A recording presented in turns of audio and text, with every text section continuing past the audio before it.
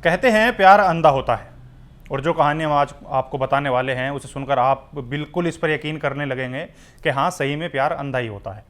आज की कहानी उस लड़की की है जो पैदा तो ब्राह्मण समाज में हुई, दिखने में इतनी सुंदर थी कि जो देखे एक बार वो देखता रह जाए।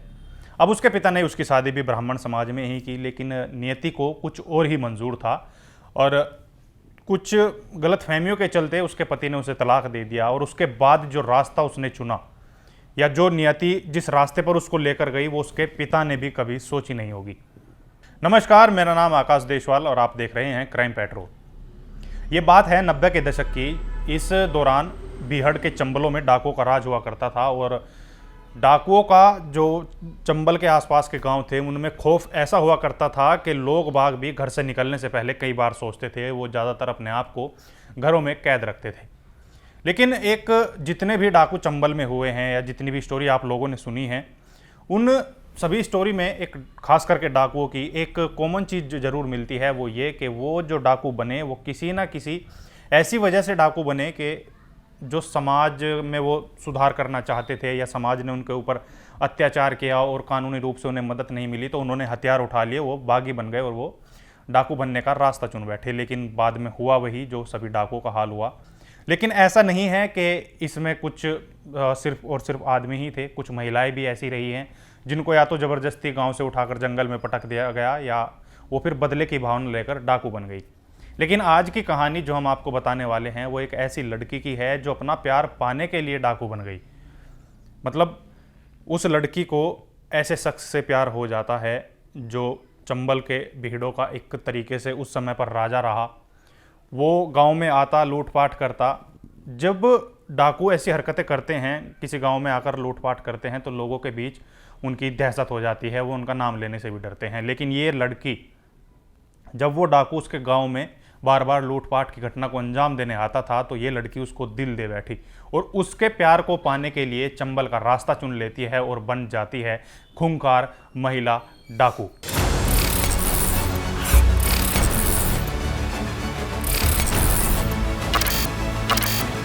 अब 90 के दशक की बात है कि उस दौरान राजस्थान, उत्तर प्रदेश, मध्य प्रदेश, इन सभी के आसपास डाकुओं का राज हुआ करता था, खास करके गुज्जर जो समाज से डाकू आते हैं उनका। अब इसी में उत्तर प्रदेश के इटावा में एक गांव पड़ता है भरे, जिसमें एक डाकू रज्जन सिंह का बहुत बोलबाला हुआ करता था। डाकू लवली पांडे भी इसी गांव की रहने वाली थी, भरे गांव की, और इसका असली नाम था किरण पांडे। अब इसके क्योंकि ये ब्राह्मण समाज में पैदा हुई थी, दिखने में बहुत सुंदर थी, तो इसके पिता हरिशंकर शास्त्री ने इसका विवाह ब्राह्मण समाज में ही कराया। लेकिन शादी के बाद से ही इसके पति के साथ कुछ रिश्ते ठीक नहीं रहे। अब पति के साथ रिश्तों में चलती अनबन के चलते इसने पति से तलाक ले लिया और ये वापस अपने गाँव भरे आ गई और पिता के साथ अपना कारोबार करने लगी। लेकिन कुछ समय बाद ही इसके पिता की भी मौत हो जाती है और ये अपना मजदूरी करके किसी तरीके से अपना जीवन काट रही थी।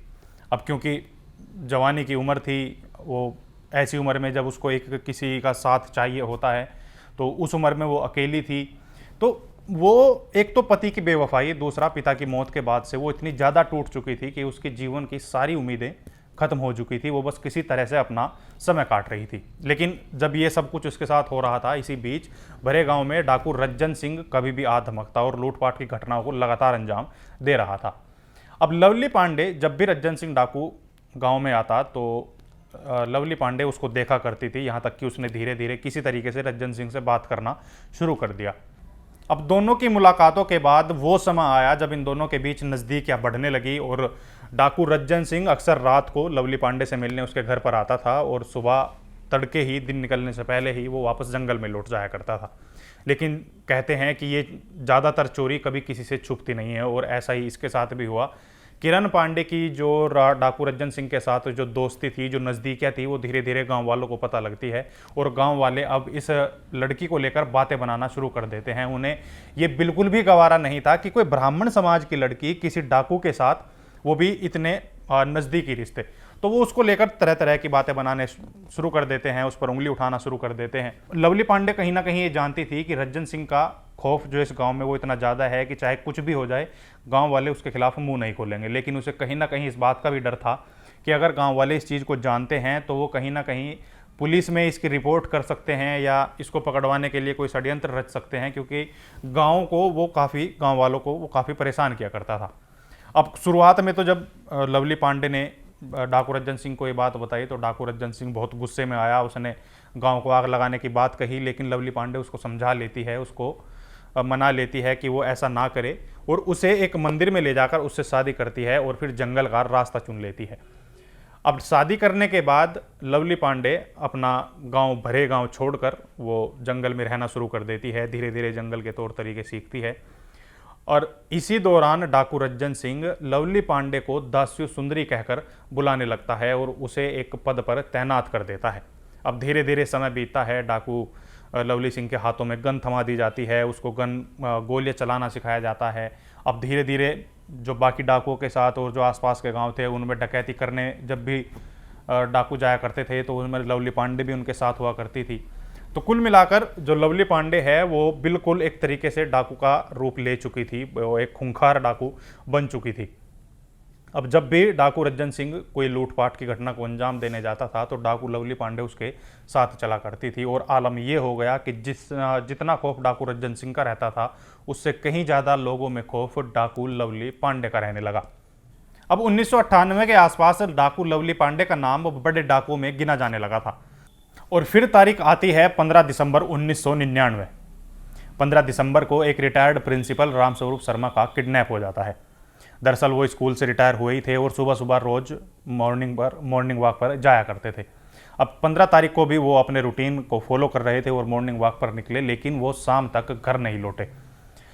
अब धीरे धीरे जब घर वालों को उनकी चिंता होने लगी तो उन्होंने पुलिस में इसकी रिपोर्ट दर्ज कराई और अगले दिन तक वो समझ चुके थे कि रामस्वरूप शर्मा का किडनैप हो चुका है और किडनैप करने वाला गिरोह था लवली पांडे का। करीब एक हफ्ते बाद रामस्वरूप शर्मा के घर एक लेटर हेड आया।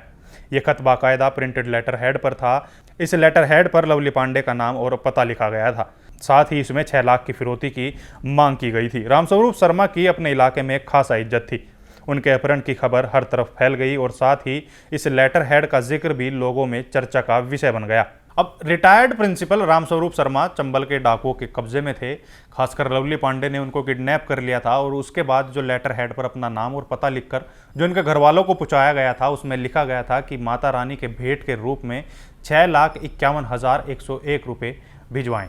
अब हालांकि पुलिस में इस मामले की रिपोर्ट भी की गई, लेकिन पुलिस को इसमें खासा कुछ हाथ नहीं लगा और उसके बाद जब फिरौती की रकम लवली पांडे को दी गई उसके बाद रिटायर्ड प्रिंसिपल को वहाँ से बरी कर दिया गया, वहाँ से उन्हें छोड़ दिया गया। अब लवली पांडे को लेकर ये चीज़ें भी बहुत थी कि जो वो कहती है वो करती भी है। अगर वो किसी का अपहरण करती है और उसे बाकायदा फिरौती मिल जाती है तो वो उस आदमी को एक खरोच तक नहीं लाती। हालांकि बाद में रामस्वरूप को लेकर काफ़ी चीज़ें भी सामने आई थी कि वो भी ब्राह्मण समाज से थे और लवली पांडे ने उनको भाई भी मान लिया था, लेकिन वो एक अलग चीज़ है क्योंकि उस समय तक किडनैपिंग की जो रकम जो फिरौती मांगी गई थी वो लवली पांडे को मिल चुकी थी। अब धीरे धीरे समय बीतता है और 2000 के आसपास लवली पांडे का नाम काफ़ी बड़ा हो जाता है और पुलिस से लेकर लोग सभी इससे खासा परेशान हो जाते हैं। लेकिन इसके बाद भी लवली पांडे किसी भी घटना को अंजाम देने से पहले कुछ भी नहीं सोचती थी। वो लगातार घटनाओं को अंजाम दे रही थी, किडनैपिंग, लूटपाट, ये सारी घटनाएं वो लगातार डाकू रज्जन सिंह के साथ मिलकर कर रही थी। और इसी दौरान पुलिस इसको लेकर एक हिट लिस्ट बनाती है जिसमें लवली पांडे का और रज्जन डाकू का नाम सबसे ऊपर आता है और लवली पांडे पर 50,000 का इनाम रख दिया जाता है। अब इसे लेकर पुलिस लगातार इसकी धरपकड़ की कोशिश करने लगती है क्योंकि जिस तेज़ी से लवली पांडे का नाम बढ़ रहा था उसे लेकर पुलिस में कहीं ना कहीं ये चीज़ें थी कि अगर ये नाम ज़्यादा आगे बढ़ गया तो इस पर हाथ रखना मुश्किल होगा, क्योंकि ज़्यादातर डाकू यही करते हैं कि जब उन्हें पुलिस से बचना होता है तो राजनीतिक संरक्षण में जाते हैं। तो ऐसा करने से पहले पुलिस के सामने चुनौती थी कि लवली पांडे को रोक लिया जाए। तो इसी दौरान उसके पीछे मुखबिर लगाए गए और एक दिन 5 मार्च 2000 को पुलिस को डाकू लवली और रज्जन सिंह के एक जंगल में रहने की खबर मिलती है और पुलिस वहां उनको चारों तरफ से घेर कर उन्हें इस शुरुआत में तो सरेंडर करने के लिए बोलती है, लेकिन जब डाकू रज्जन सिंह और लवली पांडे दोनों पुलिस की तरफ फायर झोंक देते हैं तो जवाबी कार्रवाई में पुलिस भी उन पर ताबड़तोड़ गोलियां बरसाती हैं। अब इस एनकाउंटर में डाकू लवली पांडे और डाकू रज्जन सिंह दोनों ही ढेर हो जाते हैं और कुछ इस तरीके से अंत होता है डाकू लवली पांडे का। कहने को तो लवली पांडे जंगल में गई थी अपने प्यार को पाने के लिए, लेकिन डाकू के साथ प्यार करते करते कब वो इस जराइम की दुनिया पर निकल पड़ी उसने खुद भी नहीं सोचा था, और वो इतनी अंधी हो चुकी थी कि उसे इस अंजाम का भी डर नहीं था जिस अंजाम तक उसे पुलिस वालों ने पहुंचा दिया था। तो ये थी इस डाकू लवली पांडे की कहानी, और उम्मीद करते हैं आपको ये कहानी पसंद आई होगी। और अगर आप हमारे चैनल पर नए हैं और आपको क्राइम की स्टोरियाँ सुनना पसंद है तो आप हमारे चैनल को अभी के अभी सब्सक्राइब ज़रूर कर दें, और साथ ही नोटिफिकेशन का बटन दबाना ना भूलना।